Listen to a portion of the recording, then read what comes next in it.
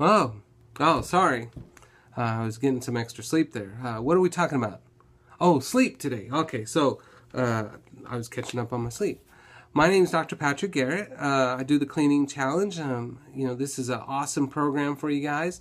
And, we talk about food all the time, and we just got to talk about water, and, it's great. But what about all the other kind of things that help us? And one of the biggest things we could do, and this is one of the actual few things that they talk about with like the blue zones of the people, people that live the longest, healthiest lifespans, is sleep, getting adequate sleep, right? Can sleep affect your hunger? Absolutely. Can it affect your stress? Absolutely, right? So it's awesome. So the healthiest people in the world, that's a big priority. It's one of the 6 priorities for all these other nations that live healthier and longer than we do. So let's talk about sleep today. The average is about 7 hours, right, for optimal sleep. That's what most studies show. A little less is okay. A little bit more is okay. If you go above 8, it gets worse, health-wise. If you go below 6, it usually gets worse. And, there's some things, like if you're a mom, or a new mom or something like that, or, if you're a new dad, there's going to be things that you have to work out to make sure that you get that sleep. I have 4 daughters, so, there's many nights where I slept through everything sound, and my wife was up all night. So, you have to work that out to where, okay, you get sleep, and then I get sleep, and you get sleep. And, it's very, very important. So for most of us, we live lifestyles that just allow us to be 24/7 all the time, and so sleep doesn't become that big of an importance for us. But let's talk about the health concepts of, or the health impacts of sleep. It only took, there's this great study, it only took 3 days of disturbing the sleep pattern to actually induce blood sugars that were considered pre-diabetic. That's amazing, 3 days. And so, if you keep prolonging that out, you're obviously going to end up with higher blood sugars because of stress. Stress raises cortisol, cortisol raises blood sugar, and it actually, counter to human physiology, normal physiology, it's actually going to increase hunger. So you're going to have higher blood sugars and be more hungry. Pain is actually a big issue when it comes to sleep. People who get less sleep have increased pain. And so sleep becomes a necessity for that. And so people that, often there's that cycle of like, well, I can't sleep because I'm in pain. And so then I get more painful and then I can't sleep, and it's a whole thing, right? That's where things like natural anti-inflammatories come in to play. So lots of turmeric, lots of fish oils, lots of omega-3s, lots of flax, chia, let alone your dietary stuff, some boswellia, some frankincense. Those kind of things will help people have less pain so that they can go to sleep. Another really great one, especially if it's muscle pain, is something like valerian root. Valerian root actually allows you to relax at the muscles so you can fall asleep, stay asleep, and wake up well rested. And usually in the morning, people are just like, oh my gosh, like everything moves. So that's awesome. So we tighten because of stress. And then we loosen up and we're like, hey, I feel better today, right? Less pain. Now I can sleep better. So we can reverse that cycle to make it work for us. What about happiness?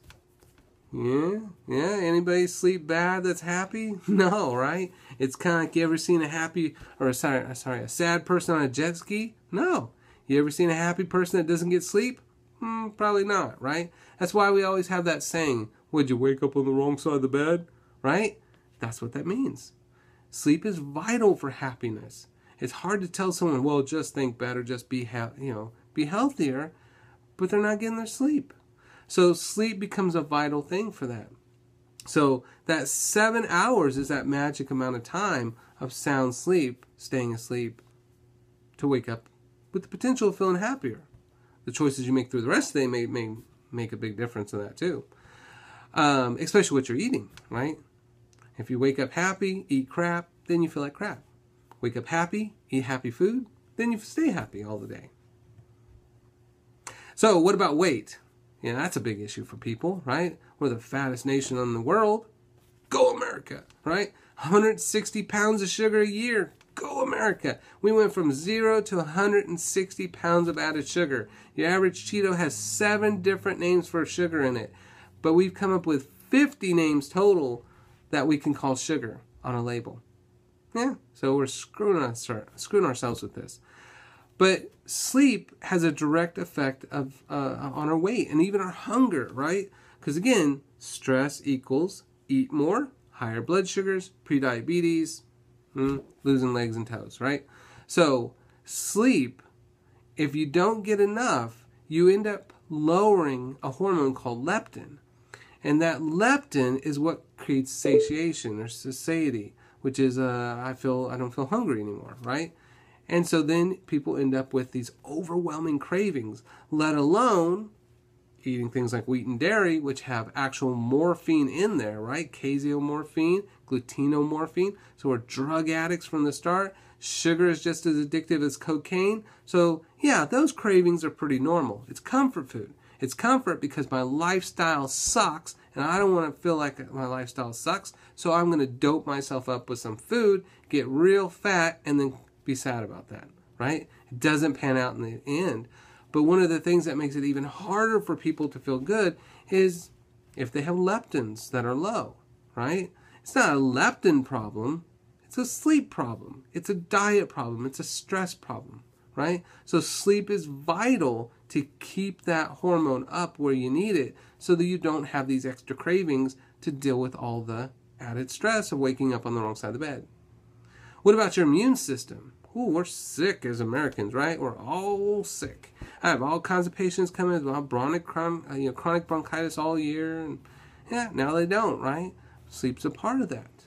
Let alone diet and boosting your immune system and good bacteria and all that kind of stuff. But 7 hours can actually triple, less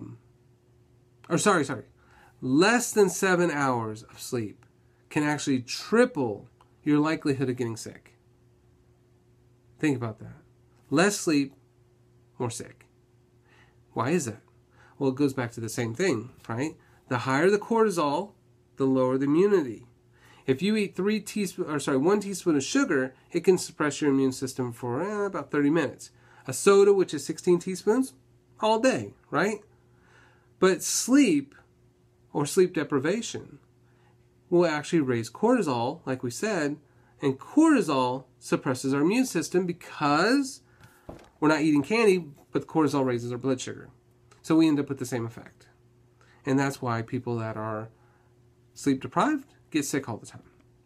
So that's a very important distinction there. It was only less than 7 hours. So again, 6 hours is not going to cut it if you're getting sick all the time. What about brain function, right? I used to, in college, I'd get 4 or 5 hours of sleep and I felt like a rock star. I felt rock solid, right?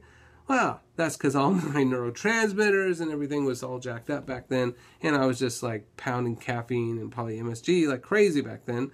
And yeah, by your 30s, it's just like, hey, I can't function like I used to, man. Can't remember things, start getting brain fog.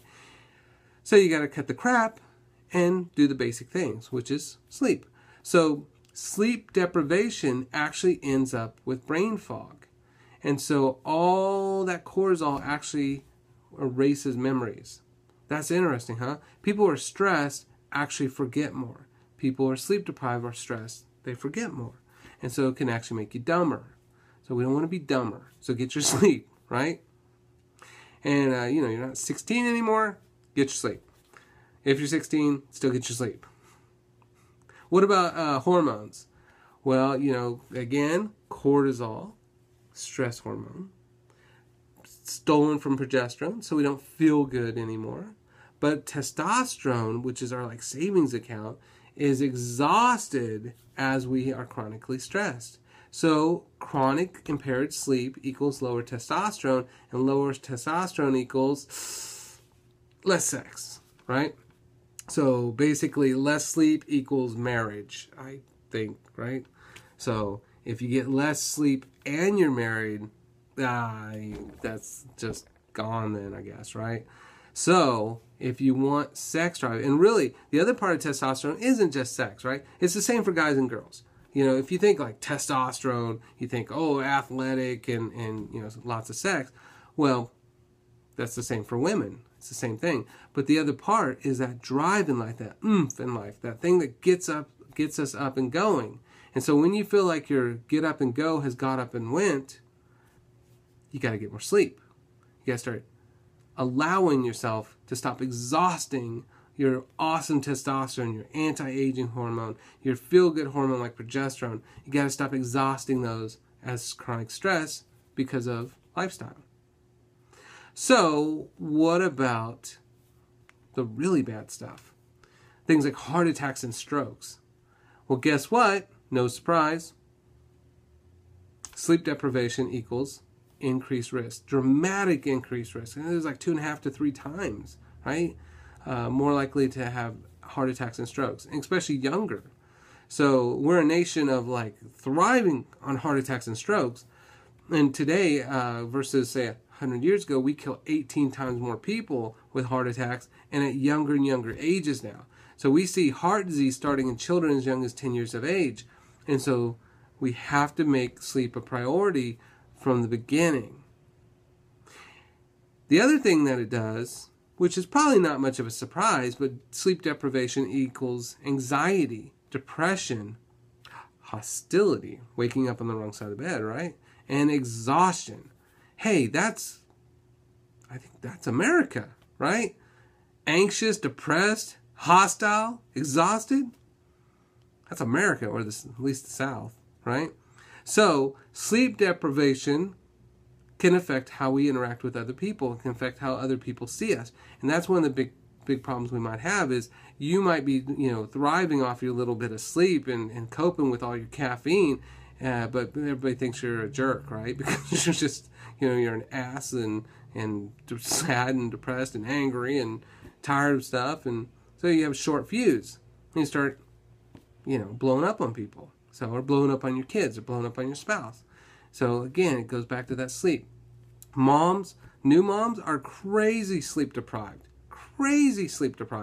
Let alone waking up through the night with the kid. But often they don't hit that deep sleep very well because they have that subtle little anxiety of, if you're like my wife, she could hear the baby change breaths, right? It's like, what's going on? Okay, she's breathing normal, right? Like 3 rooms down, my wife is like, her bat senses are like flaring up, How are you going to get rest like that? And so people become very different people when they're sleep deprived. And so you got to get through that to get back to normal. But it's going to come as a consequence, and those consequences are health consequences.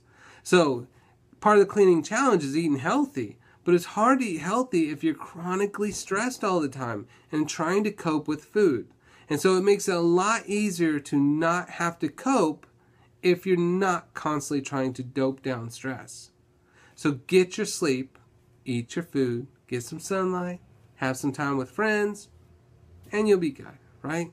Just do the very basic things, and the world works, and the body works, and everything's healthy and happy. So I hope that helps you guys. And I really enjoy talking to you guys. All right. Bye-bye.